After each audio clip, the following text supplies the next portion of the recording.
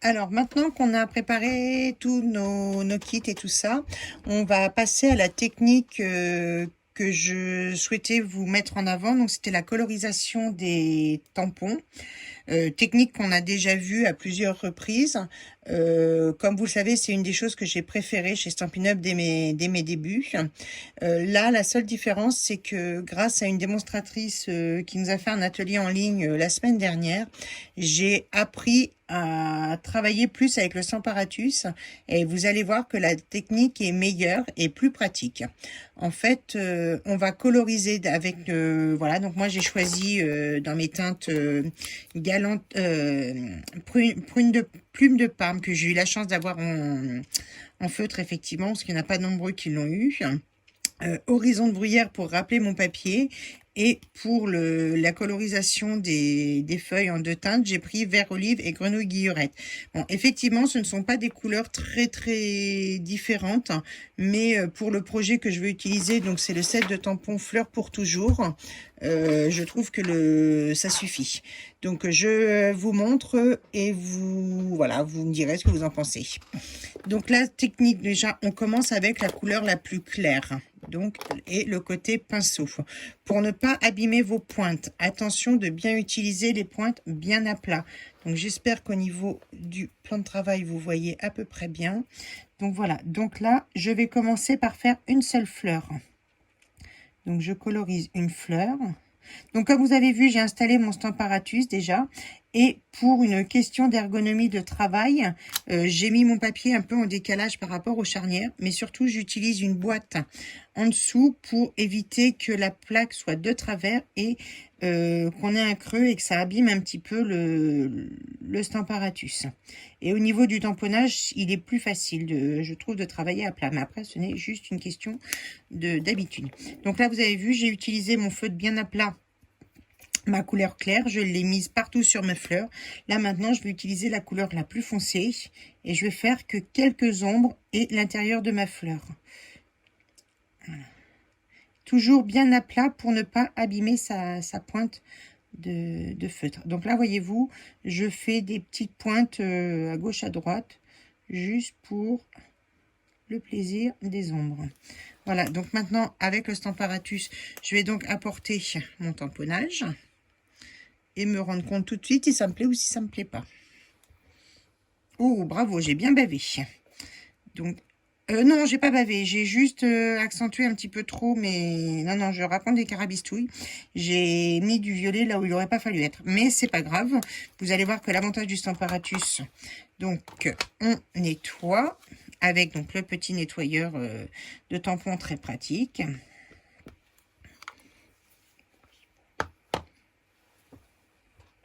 Voilà. Après avoir passé le produit, on passe une chiffonnette pour bien nettoyer. Désolée, ça bouge, mais la caméra est fixée à ma chaise. Je suis navrée, désolée pour vous. Et donc là, comme vous voyez, là, j'ai fait un petit peu trop. Je vais venir faire mes queues de fleurs tout de suite. Vous allez voir, la bêtise va plus se voir. Voilà, là et là. Hop. Et zoubida. La magie du Stamparatus. Ouh, j'ai pas bien nettoyé mon tampon avec l'encreur. Voyez-vous, ça m'a fait des cochonneries. Je l'ai pas bien séché. Bon, l'avantage du Stamparatus, c'est qu'on ne bouge pas, on ne bouge pas, tout va bien. Moi, ce que je vais faire maintenant, c'est qu'en fait, comme là, le vert, on va sécher, mais c'est pas grave. Et comme je vais pas mettre de couteau, je vais pas nettoyer, c'est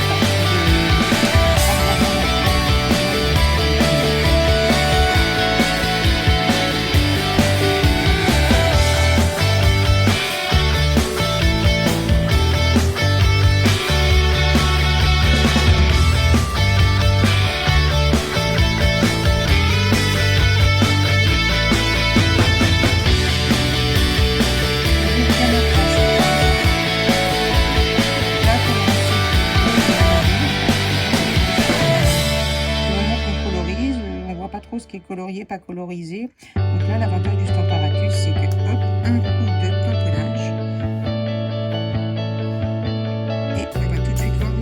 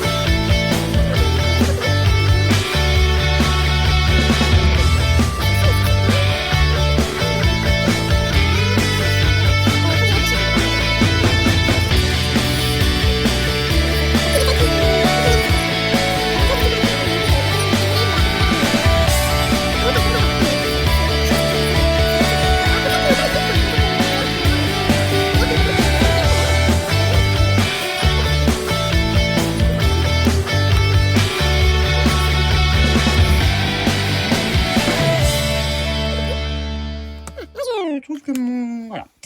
Donc, un set de tampons, un Stamparatus et 4 feutres. Non, pas celui-là, on ne l'a pas utilisé. 4 feutres. Et voilà le rendu de notre travail.